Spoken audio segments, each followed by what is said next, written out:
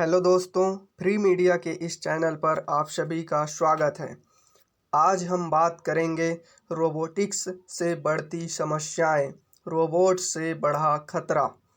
यदि हम भारत में रोबोट तैनाती का परिदृश्य देखें तो पाते हैं कि देश में वाहन उद्योग में रोबोटों की संख्या सबसे अधिक है। रोबोट की तैनाती का वाहन उद्योग में रोजगार पर प्रतिकूल प्रभाव पड़ रहा है। जैसे जैसे दुनिया में रोबोट बढ़ते जा रहे हैं, वैसे वैसे भारत सहित दुनिया से अधिक जनसंख्या वाले विकासशील देशों में रोजगार की चिंताएं बढ़ती जा रही है।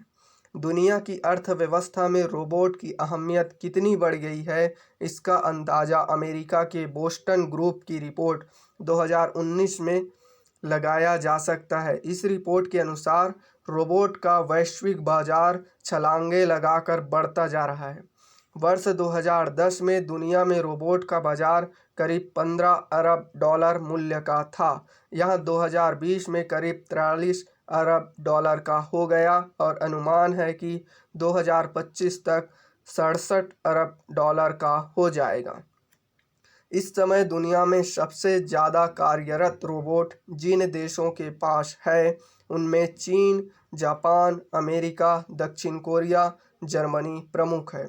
दुनिया में विभिन्न प्रकार के रोबोटों की संख्या तेज़ी से बढ़ती जा रही है।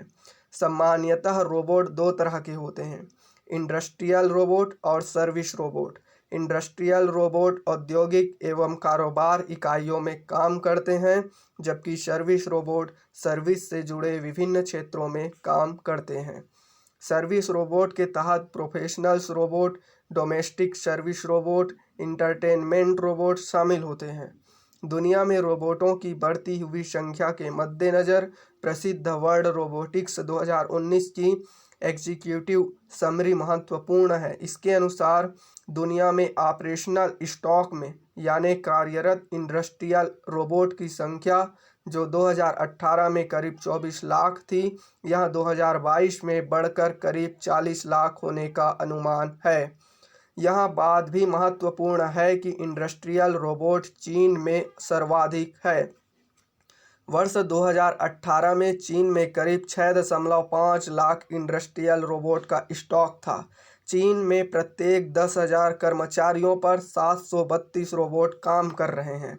हमारे देश में रोबोटों की संख्या के मद्देनज़र इंटरनेशनल फेडरेशन ऑफ रोबोटिक्स 2019 की रिपोर्ट उल्लेखनीय है। इसके मुताबिक भारत में 2018 में करीब 23,000 इंडस्ट्रियल रोबोट कार्यरत थे। पूरी दुनिया में इंडस्ट्रियल रोबोट्स के मामले में भारत 11वें स्थान पर है।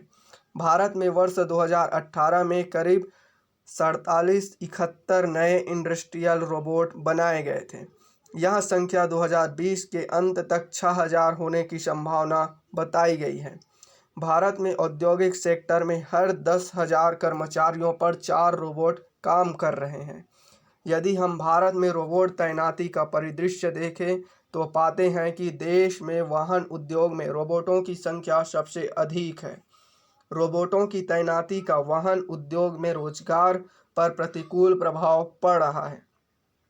निश्चित रूप से कोविड-19 के बाद दुनिया में उपभोक्ताओं की प्राथमिकता में रोबोट की अहमियत और बढ़ेगी। जहां एक और रोबोट वैश्विक अर्थव्यवस्था का एक अहम हिस्सा हो जाएंगे और जिन देशों में कार्यशील युवाओं की कमी है, उन देशों में रोबोट अत्यधिक लाभप्रद होंगे। लेकिन वहीं दूसरी ओर जिन देशों में आबादी अधिक है और कार्यशील युवाओं की अधिकता है, उन देशों में रोबोट के बढ़ने से रोजगार व नौकरियां जाने की चिंताएं बढ़ेंगी। निसंदेह रोबोट से नौकरियां खोने का चिंताजनक परिदृश्य भारत में अधिक दिखाई पड़ेगा। विश्व बैंक ने दक्षिण एशिया की अर्थव्यवस्था पर केंद्रित रोजगार रहित विकास नामक रिपोर्ट में कहा कि भारत में तेजी से रोजगार के दरवाजे पर दस्तक देने वाले युवाओं की संख्या को देखते हुए हर साल करीब 81 लाख नई नौकरियां और नए रोजगार अवसर पैदा करने की ज़रूरत है। ऐसे में इतने रोजगार के अवसर और नौकरियां जुटाने के लिए भारत को 18% विकास दर की ज़रूरत होगी। ऐसे में छलांगे लगाकर बढ़ रही नौकरियों की ज़रूरतों के बीच देश में रोबोटों की तैनाती चुनौतीपूर्ण होगी। हाल ही में 26 अगस्त को मैकिंसी ग्लोबल इंस्टीट्यूट (एमजीआई) ने India's turning point in economic agenda to spur growth and job नाम से जारी रिपोर्ट में कहा कि भारत में 2029-30 तक गैर कृषि नौकरियों की तलाश में 9 करोड़ अतिरिक्त लोग निकलेंगे। इस रिपोर्ट में कहा गया कि कोविड के बाद 2029-30 तक हर साल 1.2 करोड़ गैर कृषि नौकरियों की सालाना ज़रूरत होगी, जबकि वर्ष 2012 और 18 के बीच हर माह महज 40 लाख नौकरियों का ही सृजन हो सका है।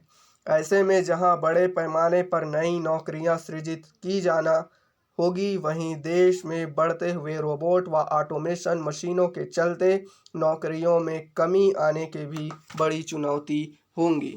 देश में रोबोट के बढ़ने से डाटा एंट्री क्लर्क, फैक्ट्री मजदूर, business service and administration manager, accountant, general operation manager, stock repair सेवा एजेंट व ब्रोकर, घर घर सामान बेचने का काम नौकरियां खत्म हो जाएगी। लेकिन हमें रोबोटिक्स के बढ़ती हुई वैश्विक उपयोगिता के बीच देश की विकास नीति में रोबोट की भूमिका पर भी विशेष विचार मंथन अवश्य करना होगा। चूंकि देश के मैन्युफैक्चरिंग सेक्टर को प्रतिस्पर्धा वैश्विक मैन्युफैक्चरिंग सेक्टर से है, अतएव जब दुनिया रोबोट के इस्तेमाल की ओर बढ़ रही है तो देश के मैन्युफैक्चर उससे बहुत दूरी बनाकर नहीं रह सकते। आईटी जैसे क्षेत्रों में भी रोबोट के महत्व से इनकार नहीं किया जा सकता। ऐसे में रोबोट की उपयोगिता और देश में रोजगार की राह देख रही नई पीढ़ी की आकांक्षाओं के बीच उपयुक्त तालमेल करते हुए देश में रोबोटों की उपयुक्त संख्या में तैनाती का निर्धारण किया जाना चाहिए। ऐसे में जहां एक ओर देश में जरूरी क्षेत्रों में उपयुक्त संख्या में रोबोट का उपयोग किया जाए, वहीं दूसरी ओर सरकार के द्वारा रोबोट से बढ़ती रोजगार चिंताओं पर ध्यान देते हुए देश की नई पीढ़ी को रोबोट जैसी आर्टिफिशियल इंटेलिजेंस के उच्च कौशल से प्रशिक्षित करने की नई रणनीति